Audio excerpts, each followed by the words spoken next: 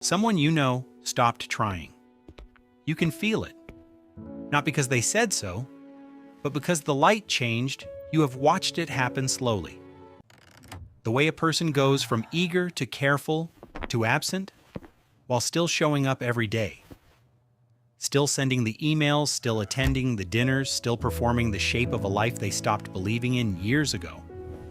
And the terrifying part is not that it happens. It is how quietly it happens. How the person themselves does not always see it. How they call it growing up and they mean disappearing. You know someone like Marcus. Marcus is 41. He manages projects in Houston. He has 2 kids and a mortgage and a playlist untouched since 2019. 3 years ago, he got the promotion. He told everyone it was not right. Last year, his marriage went quiet. He told his brother he was tired. 6 months ago, his daughter asked him what he wanted to be when he grew up. He laughed. He did not answer. The wound inside Marcus is not failure. It is the terror of beginning again. And somewhere in you, you recognize exactly what that costs. Let me show you what is happening. Dr. Carol Dweck at Stanford spent decades mapping 2 kinds of minds, the fixed mind and the growing mind. The fixed mind does not fear effort, it fears exposure. It fears the mask lifting and finding someone still unfinished underneath. Dweck found something quietly devastating. People with fixed mindsets avoid starting. Not because they are lazy, but because starting means risking finding out who they actually are. This is not a character flaw. It is the nervous system running the safest program it knows. And Dr. Martin Seligman named something he called learned helplessness, a state where the nervous system stops sending signals toward exit, not because there is no exit, but because the system has learned that effort and outcome are unlinked, not depression. The body running a survival program passed the moment it was needed, the body keeping you exactly where the wound told it you were safest. There is something else here. Something Dweck and Seligman both arrived at from different directions. The mind under learned helplessness does not just stop moving outward, it starts shrinking inward. It starts mistaking comfort edges for the edges of yourself, and that is where identity attachment begins. You are not resistant to change. You are attached to a version of you that survived something hard, and letting that version go feels like abandoning someone who saved your life. Here is what I know. This did not begin with Marcus. It began in a kitchen, in a house where starting over was never shown as possible, where the adults around you showed you how to endure, not how to begin, where staying was confused with strength and leaving was confused with failure, where the bravest thing modeled for you was keeping it together, not letting it go.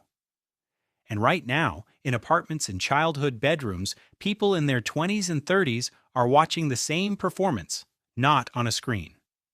In the room they grew up in, the pattern is not being remembered. It is being demonstrated in real time. To people who will carry it forward without ever knowing its name, they are watching the adults around them choose the familiar over the possible again and again, and they are filing that away as what adulthood looks like.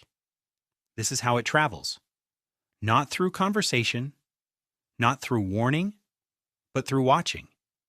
Here is what you did not expect. The thing you are most proud of might be what is keeping you locked. Think about your stability, your consistency, your reputation for holding together that is real, that is earned. And it is also the cage you built so quietly you forgot you built it at all. The pride in not needing anyone. The pride in always holding together. The pride in being the one people lean on, all of it was once a survival response to a world that punished softness. And now you call that survival your personality. And the cost of that confusion is a version of yourself. You stopped visiting so long ago, you are not sure you would recognize it now. This is the mirror, not the face mirror. The one that shows you what you traded away to become reliable. Think about what aging anxiety actually is. It is not fear of getting older, it is fear of lost time to become the person you were supposed to be. And that fear does not push forward. Seligman showed us why. When the gap between who you are and who you meant to be feels too wide to cross, the mind does not try harder. It stops looking at the gap. It calls the gap maturity. I want to talk about the wall, not the one that keeps others out, the one that keeps you in. You built it after something happened, something that made beginning feel like dying, and the wall worked. It protected you. But a wall does not know when the war is over. A wall cannot feel the season turn. A wall just stands doing its job while you forget what lives on the other side. The wall does not feel like fear. It feels like preference. It feels like knowing yourself. It feels like I am just not that person. That is the wall speaking, not you. And the wall is convincing because it was built from real pain, real loss, real experiences that taught you that exposure and beginning are the same as danger. The wall remembers everything so you do not have to. Here's what the research shows. Seligman found that when helplessness runs long, it rewires the prediction system. The mind stops generating futures, not because futures do not exist, but because the prediction engine has learned to see a wall where a door used to be. The brain is not broken, it is optimized for a version of your life that no longer exists. And the longer the pattern runs, the more beginning feels like threat instead of invitation. Dweck returned to this in later work. She found that the fixed mind does not change through motivation. It changes through permission. The permission to be unfinished without that meaning anything about your worth. That distinction is everything. Motivation tells you to move. Permission tells you that moving is allowed, not stuck because you are weak.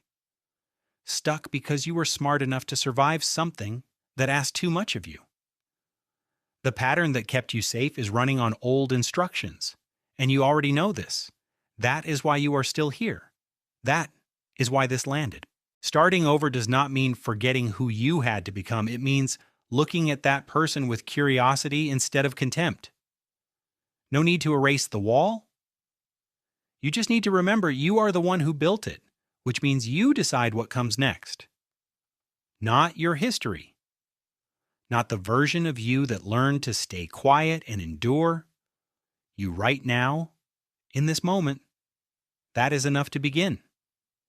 Before you leave, I want to ask you something real. Think back to the last time you were genuinely lit from inside about beginning something. Not hopeful, not planning, genuinely lit. What was it? How old were you? And when did you decide that version of you was not allowed anymore?